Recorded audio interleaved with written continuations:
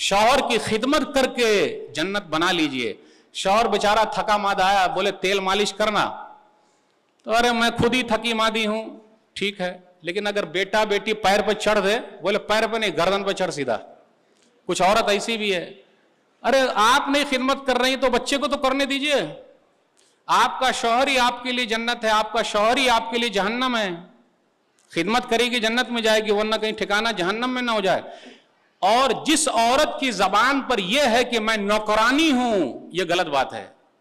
यह कहे कि शौहर की खिदमत मेरे लिए जन्नत है। जो औरत कहती है अरे आप मुझे खाना खाने को देते हैं क्योंकि मैं नौकरानी की तरह खट रही हूं। आप सुबह से शाम तक खटती हैं और हम और आप भी बड़े बखील हैं, थोड़ा सा जुमले नहीं बोलते। माशाअल्लाह फलाने की अम्मी देखिए फजर से पहले उठती हैं, इशा के बाद आखिर में सब सोती हैं, सुभान अल्लाह। और रमजान में कितनी खिदमत की है, सुभान अल्लाह, कितने आइटम सब खिलाए हैं, तो हम और आप भी तारीफ नहीं करते। नबी सल्लल्लाहु